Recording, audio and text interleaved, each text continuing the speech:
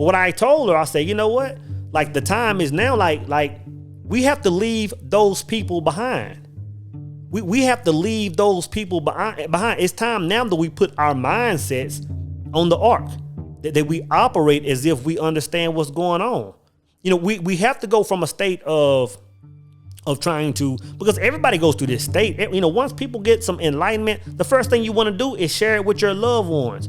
And the thing is, like I said before, I said either people are going to come up to and meet you where you are, or they're going to bring you back down. And I'm telling you that struggle is you know, it is no more time for that. Is it not written in your law that ye are gods? You understand what I'm saying? So it just depends on what level you own based on, whether you're human or whether you're immortal. At ease. It's your boy Soul Immortal. The anchors are up. We must leave the lost behind. You know, one of my favorite stories in the Bible, like for some reason, it's always been the story about Noah and the ark, right? And I don't know if it's because this story, you know, was so easy to absorb at a young age. You know, you're talking about a man building a boat, you know, and water coming in and flood like that. That's pretty rudimentary. You know, that's easy. That's an easy concept for a youngster to grab. And that was just one of the, you know, easiest stories and best stories in the Bible to me for the longest, right? And in my mind, I could always picture a man building a boat. You know, I could picture him going out saying, hey, you know, everybody get ready. Like a storm is coming. Things about to change. And I can imagine people just like, you know, being in a land that got very little water. You know, people just being like, oh, this brother tripping. You know, I can imagine the brother's neighbors pointing at him. I can imagine, you know, his family and friends laughing, pointing, you know, talking behind his back. I can imagine the brothers at the water cooler at work, so to speak, you know, just mocking him and stuff, right? And then I can imagine this. I can imagine, you know, maybe clouds starting to form. And I can imagine maybe a little rain starting to hit people's arms. I can imagine, you know, it start to raining and flood water start coming up. And in the past, I would always see, you know, I would see Noah just buttoning that thing up, right? And we talking about, you know, buttoning up the ship. You know, if you brothers in the military, you know what I'm talking about. Like when a rain is coming in and you're in the field, or if you're in the desert and the sandstorm's coming up, you know, you tell soldiers to button up. You zipping all the Humvees up. You bringing the latches down on the tanks to where nobody can get in, right? You button up. So I can imagine all this chaos going on, people beating on the doors and Noah just buttoning this thing up, right? And for the longest, that's how I imagined it. But now I imagine it different, you know, according to the writers of the story, right? Now I imagine it, you know, I think that, you know, Noah went out and spread the word. But I think that when the clouds started to form, you know, people just observed it, right? Keep it moving. I think when the rain started to hit their hands and the water started to rise, I don't think people were panicking at all. Matter of fact, I think people just still roam the planet as if nothing was happening until like the Bible say their nostrils will filled. It says their nostrils will filled, and every man that was still standing on solid ground was now dead, right? I think that's how it played out. And the reason I think that is because of the way that the world operates right now. Because if you observe all the chaos that's taking place right now, man, and I can go down through the list of events that are taking place or that have been taking place, right? You still have people that are operating on a daily basis as if nothing is taking place. They're operating just like it's not even happening, right? You know, so that's why I think that. At the same time, I think that it's my belief that this world is bad enough that, you know, in the event, you know, a flood came through and wiped out the entire planet, I think it would be justified the way we're moving as a complete unit, it would be justified if something came and just took the whole planet off, right? But in my mind, the flood, so to speak, the flood has no interest now in taking a man's life, right? Now the flood is about consuming a man's thoughts, right? So if the flood is about consuming a man's thoughts, then that must mean that a man's ark is his mind.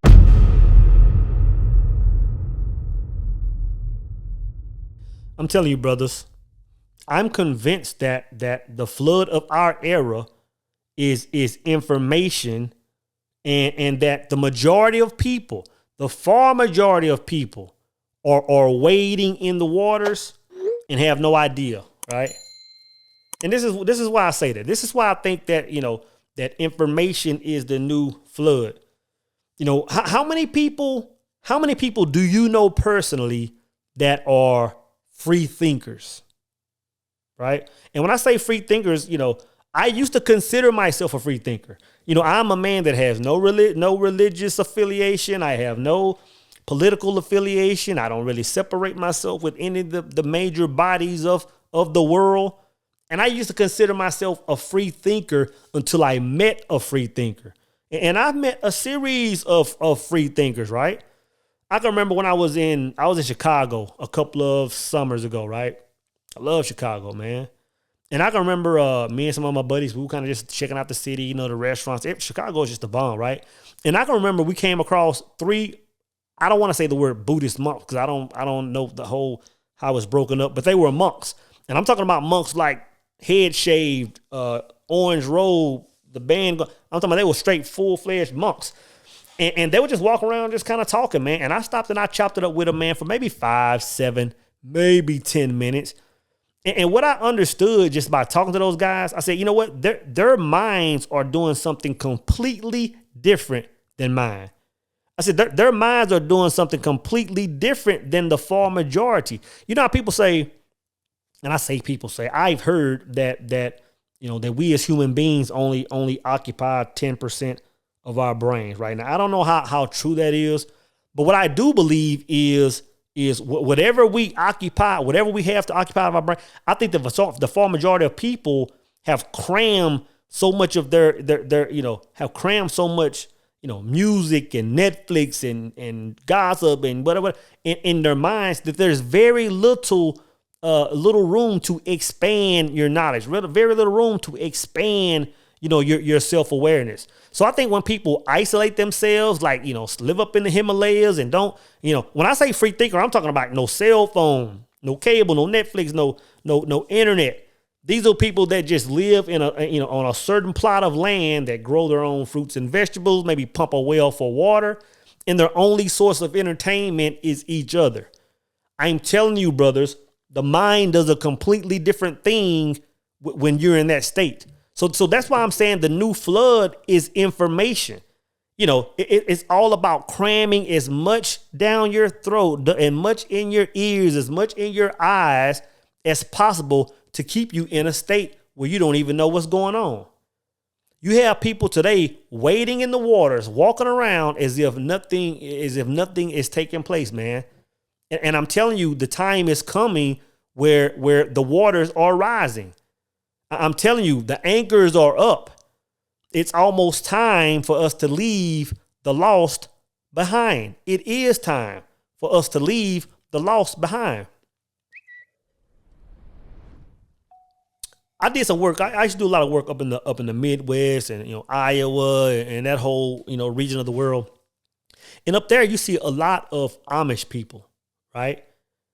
And I always thought that the Amish were weird, just because I didn't understand their lifestyle. But once you start kind of seeing them and see how they operate and how they move, and they're always just happy, you understand what's really taking place, man. These are people that have taken themselves off the grid. They don't do the whole electricity. I don't think they do the whole internet. I know they ain't watching no power, But they're completely unplugged and their life is structured. They're living in communities. They pretty much all dress the same. There's no competition. There's nothing but peace, harmony, and love. And I'm telling you, that type mentality is really the enemy of this society. Nobody wants a group of people to isolate themselves and sit in their own energy and block the world off. That is a very powerful state. That is a very powerful state, man. You know, even the Mennonites. If y'all were on my live the other day, the sister named Phoenix Rising. She's always chiming in on my live. She comments on my videos. That is my sister, man. She chimed in on the live the other day, and her and Mina were talking about schooling and all this stuff. I met Sister Phoenix. It's probably been less than a year ago. And her and I, every once in a while, we'll get on Zoom and chop it up. I remember when I passed cross, man, I realized very quick that this sister was enlightened, man. This sister is sharp. And after learning about her, man, she told me I was a Mennonite. And then she said, you know what, like me growing up, like I think she said like I didn't hit a movie theater until I was like in my 30s, and like the stuff that we did our whole lives, she's like just now, experiencing this stuff or learning about it or knowing that it takes place. And when you talk to her, her mind is tapped into so many other things. It's like, I get it now. It's like the whole objective of shall I say the enemy, is to flood our minds. That is the new flood, and I know I'm not sitting there saying that, oh, everybody should unplug, but I'll be honest. Like my ultimate goal, as I see myself continue to travel this world, I see myself getting closer and closer to complete isolation. Like my ideal situation is to find myself in a cabin in the woods with good Wi-Fi, a camera, and a laptop. You put me in that situation, brother, my mind is finna do some amazing things. Growing my own food, pumping my own water. My mind is getting ready to do some crazy things. I think again, that mindset, that environment is the enemy of the state, man. It's the enemy of this society. I'm telling you, even though we function in this world on a daily basis, we run businesses digitally and all this stuff. Like your body can be, wading in the waters a little bit. Your body can operate in this world, but you have to make sure that your mind has to be on the ark. Man, I met a sister a couple of hours ago on Instagram, man. A sister that just hit me up on the gram and hit me in a DM, and she just gave me this long spiel. She's from the UK. Gave me this long spiel just saying, hey, I like the last video, the video I made about walking through the fire. And she was like, I'm just now coming out of that fire stage. She said, matter of fact, I've been in this fire stage a number of times. And if you look at her Instagram, she's well-traveled. I can see her career changes. So it backed up what she was saying. She said, I've been here before and I'm coming out of the fire now. She said, my thing is, and this is her message. She said, my thing is, what do you do about the people in the wagon? And I ain't never heard that before, right? I said, the wagon, like, what do you mean, sister? She said, well, like there are people that like I love, people I've known my whole life. I got family, I got friends, I got associates. She said, now these people are now almost running interference on my mindset, on where I'm going. She said, but I'm attached to them. Like I love these people. And after I responded back to her later on, I said, oh, like the bandwagon is the way I'm used to hearing it. But what I told her, I said, you know what? Like the time is now, like we have to leave those people behind. We have to leave those people behind. It's time now that we put our mindsets on the ark, that we operate as if we understand what's going on. We have to go from a state of trying to, because everybody goes through this state. Once people get some enlightenment, the first thing you want to do is share it with your loved ones. And the thing is, like I said before, I said either people are going to come up to and meet you where you are, or they're going to bring you back down. And I'm telling you that struggle is no more time for that. It's to the point now where we have to stop trying to save the world and simply start being the people we're supposed to start being. It makes me think about this. There was an interview that Neville Goddard did in California. I want to say it was LA back in 1956, right? And he was talking about this. Neville said there's going to come a point in time where people going to church and going to their religious sectors, and seeking information, like they won't be able to go there anymore and get knowledge. Is that there's going to be a point in time where the political parties will be so corrupt that they won't have any answers. And then it says there's going to be a point in time where like your private groups, your sororities, your fraternities, and everything that falls in that arena. It said even those will be so tainted, you won't be able to go to these places and get information. It said the only way man can move when it gets to that point, and we covered this in the power circle, it said the only way that a man can move at that point is to go inside, is to go within. And to go within is to go into mind. The only way that you can protect your mind right now is to reside in it, man. That's the only way you can protect your mind, is to reside in it. You know, think about even going back to, the flood of a different version. Go back to Sodom and Gomorrah, man. When you're talking about Lot and Lot's family coming out of that thing, man, they had to get to the point where they say, you know what? The city is about to burn. Like anybody don't want to get up out of here, stay behind. But we have to start governing ourselves accordingly. We have to start being the people we are. And if you want to catch up, then it's just a matter of you observing how we move and coming on now. Like the time of trying to spread and trying to recruit you into a new way of thinking, those days are gone. It's like you see me move and you come on board, or you just get left behind, man. You just get left behind. And I was thinking about this thing, like the last few weeks, I brought it up once or twice on Instagram when I went live with brother Mr. Infinity. When I went live with Mr. Infinity, he asked me a question, and I was telling him about like the vibe that I'm feeling right now. Right? I was telling him how things have just like changed. I was telling him that, I said, man, it feels like a bridge is going away, or like a door is closing, right? And the more I thought about that, I'm starting to understand now what it is. If we're always preaching as above, so below, then think about this, man. If we have a sun and a moon and planets doing all types of things, rotating on axes and just being in certain positions, then that same thing has to be happening or taking place on a spiritual plane. You know what I'm saying? And what I'm starting to understand now is that like just like on this earthly plane, there's lightness and darkness rotating. Sometimes it's light, sometimes it's dark.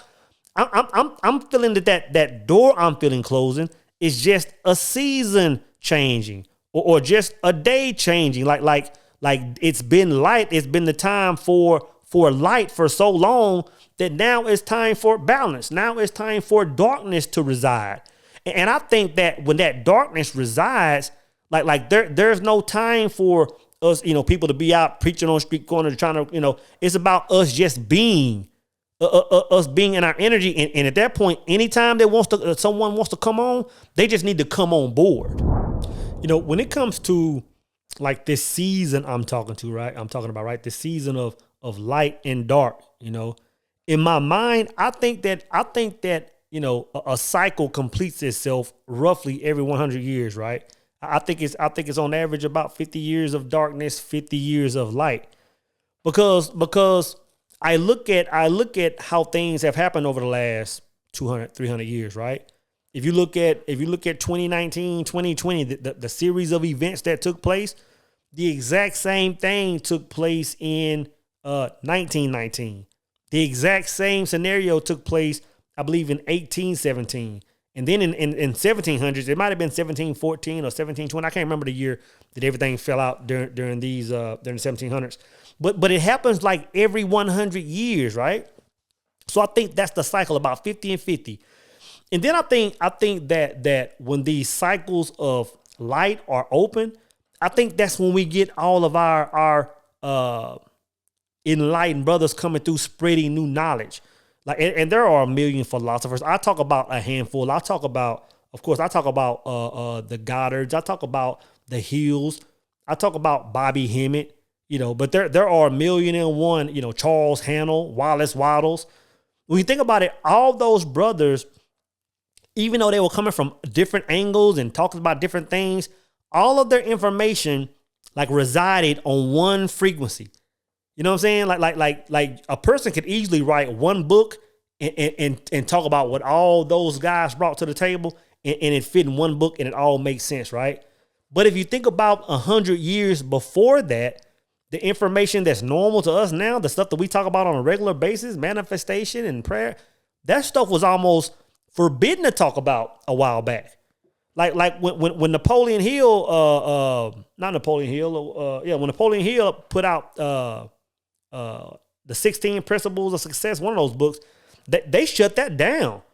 They were like, no, you can't put this out to the masses. Like, no, we can't talk about this stuff because it was new to the masses. So 100 years ago, they were talking about stuff that's really nothing to us now. 100 years before that, they were probably talking about something so simple.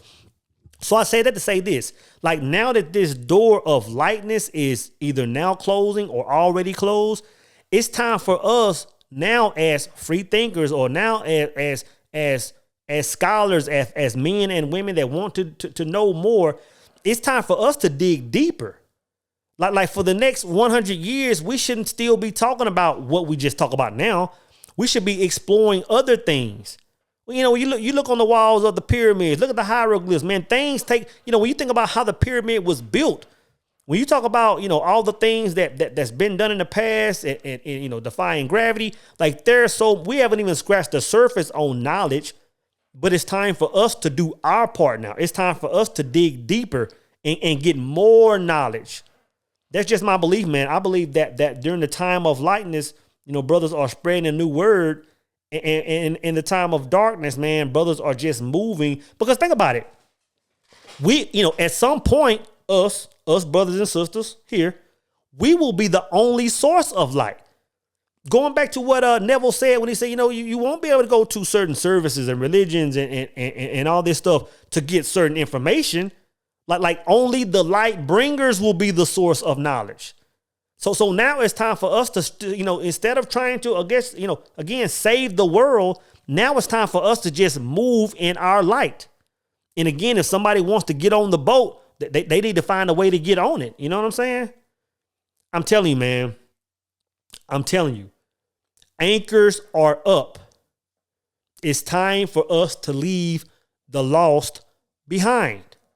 Like there's no more time of allowing any situation, any group of people, whether blood or not, restricting you from elevating on a spiritual level, elevating on any level, man.